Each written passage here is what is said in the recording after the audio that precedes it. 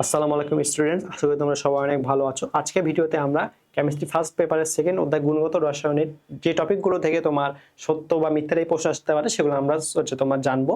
তো প্রথমে দেখতে পাচ্ছ সাই বা সাইড স্কয়ার, যেগুলো কিন্তু শ্রোডিঞ্জার ইকুয়েশনের মধ্যে থাকে। এবং এই সাই এবং সাই স্কয়ার আসলে কি প্রকাশ করে? দেখো, সাই যেটা আছে সেটা কিন্তু ইলেকট্রনের তরঙ্গের বিস্তৃতি প্রকাশ করে। তার মানে সাইটা কি প্রমাণ করতেছে? এটা তোমার ইলেকট্রনের তরঙ্গের বিস্তৃতিটা প্রকাশ করে। এবং যেটা সাইড স্কয়ার আছে সেটা কি? সাই স্কয়ারের মানটা আবার ইলেকট্রনের তরঙ্গের তীব্রতা কিন্তু সমানুপাতিক হয়। সাই স্কয়ারের মান কিন্তু নট সাই।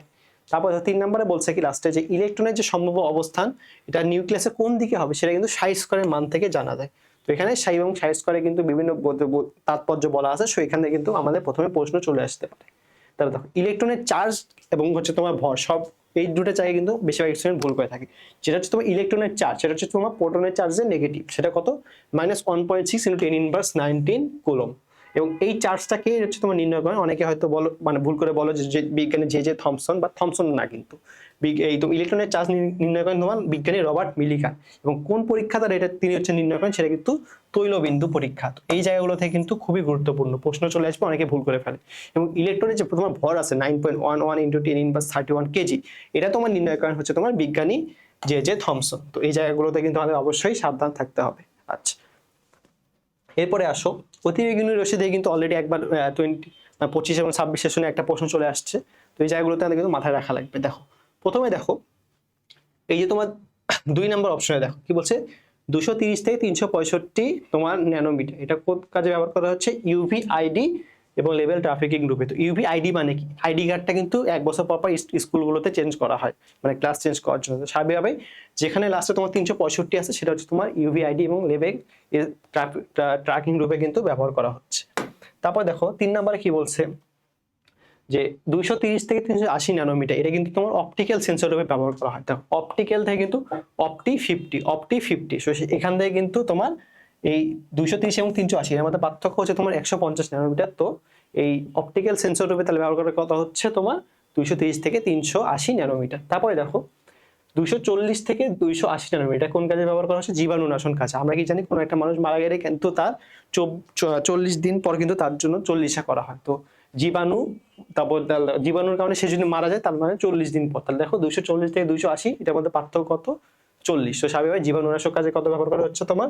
240 থেকে 280 ন্যানোমিটার। এরপরে দেখো ড্রাগস শনাক্তকরণ এবং হচ্ছে তোমার এই কোষ বা সেলের মেডিকেল ইমেজিং, এই দুটো জিনিস আমাদের লাগবে। তো দেখো, ড্রাগ শনাক্তকরণ, ড্রাগ জিনিসটা কিন্তু বড় সাইজের হয়ে থাকে, আর যেটা হচ্ছে তোমার তোমার কোষ বা সেলের মেডিকেল ইমেজিং, কোষ বা সেলটা কিন্তু কম হয়ে থাকে। তো স্বাভাবিকভাবেই এই ড্রাগের জন্য তাহলে বড় সাইজ হবে 200 থেকে 400 ন্যানোমিটার, এবং তোমার যেটা হচ্ছে তোমার কোষ বা সেল, সেখানে কিন্তু হবে 280 থেকে 400 ন্যানোমিটার।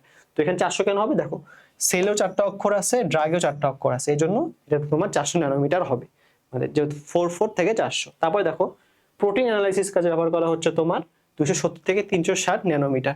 তো এখানে দেখো এই দুটোর মধ্যে পার্থক্য কত? 90। আর প্রোটিন 90, সো এখান থেকে তোমার 270 থেকে 360 ন্যানোমিটার, এটা হচ্ছে তোমার এই প্রোটিন অ্যানালাইসিস কাজে ব্যবহার করা হয়। লাইট থেরাপি মানে লাইট মানে হচ্ছে জিনিসটা কম, তো স্বাভাবিকভাবে 300 থেকে 320, এটা হচ্ছে তোমার চিকিৎসা ক্ষেত্রে লাইট থেরাপি রূপে ব্যবহার করা হয়। আচ্ছা, এরপরে দেখো, তোমরা আমরা বিভিন্ন ক্ষেত্রে দেখি যে তোমার পিএক্স, পিওয়াই, পিজেড, এগুলো অরবিটালে হচ্ছে তোমার এই ম্যাগনেটিক কোয়ান্টাম নাম্বারের মানটা কত। এখানে অনেকে একটু হকচকায় যায় আসলে কোন জায়গাগুলো থেকে এই প্রশ্নটা চলে আসছে। তো দেখো, অধিক জেনে নাও, এই জায়গা থেকে কিন্তু এই প্রশ্নটা চলে আসে। তো দেখো, এখানে বলছে পিএক্স এর এম এর মান কত? 0, পিওয়াই এরটা তোমার +1, আর পিজেড এরটা কিন্তু -1। আর যদি তোমার ডি অরবিটাল, যদি জেড স্কয়ারের মান কিন্তু m = 0, তারপর তোমার dz(x) এটা কিন্তু +1, dyz এটা হচ্ছে তোমার -1, আর যেটা হচ্ছে তোমার dx² - y² সেটা কিন্তু +2, আর যেটা তোমার dxy এটা কিন্তু -2। সো এই জায়গাগুলোতে কিন্তু খুবই গুরুত্বপূর্ণ প্রশ্ন চলে আসবে। আচ্ছা, এরপরে দেখো নিম্নচাপ পাতন। নিম্নচাপ পাতনে আমরা জাস্ট খালি জানি যে গ্লিসারিনটা হচ্ছে তোমার, মানে কি বলবো, গ্লিসারিনটা তৈরি করা হয়, বাট আরো কিছু কিছু উপাদান আছে যেগুলো কিন্তু নিম্নচাপ পাতন থেকে তৈরি করা হয়। আমাদের সময় প্রশ্ন আসছে, আমি কিন্তু আসলে পারিনি, কারণ কি আমি ভিতরে কিন্তু ডিপ থেকে পড়ি। দেখো বাকি তিনটা কি কি উপাদান তৈরি করা হয় নিম্নচাপ পাতন থেকে পাওয়া যায়। প্রথমে হচ্ছে ফিনাইল হাইড্রাজিন, ইথাইল ম্যানোনেট আর ইথাইল অ্যাসিটো অ্যাসিডেট। তাহলে কি কি পাওয়া যাচ্ছে? আরো কি কি? ফিনাইল হাইড্রাজিন, ইথাইল ম্যানোলেট আর এবং ইথাইল অ্যাসিটো অ্যাসিডেট, এগুলো কিন্তু নিম্নচাপ পাতনের মাধ্যমে পাওয়া যায় গ্লিসারিনের সাথে সাথে। এরপরে দেখো লাস্টে আমরা আসি, লাস্টে আরেকটা আছে যে আরএফ এর বৈশিষ্ট্য। তো আরএফ এর সবাই কিন্তু আমরা জানি যে এটাকে আমরা বলি রিটেনেশন ফ্যাক্টর, বাট এখানে কিন্তু আরেকটা নাম আছে যে নামটা কিন্তু বই সবাই কিন্তু পড়ে না, সবাই হয়তো।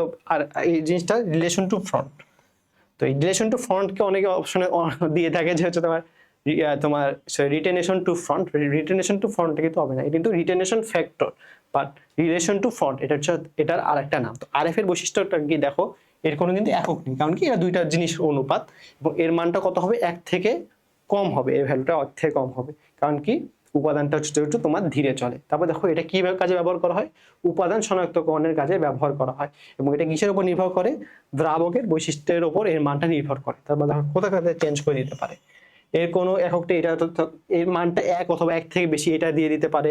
এর হচ্ছে উপাদান শনাক্তকরণে ব্যবহার করে হয়, না দিয়ে হয়তো তোমার দ্রাবক শনাক্তকরণ দ্রাবক শনাক্তকরণ দিয়ে দিতে পারলো, দিল, অথবা দ্রাবকের প্রকৃতির উপর নির্ভর করে এই পরিবর্তে দিয়ে দিতে পারলো যে দ্রবণের প্রকৃতির উপর নির্ভর করে, এবং সবার লাস্টে রিলেশন টু ফ্রন্টের জায়গায় কিন্তু রিটেনেশন টু ফ্রন্ট দিয়ে দিতে পারে।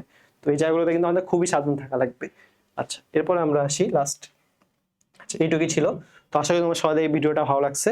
সবাইকে অসংখ্য ধন্যবাদ। আসসালামু আলাইকুম।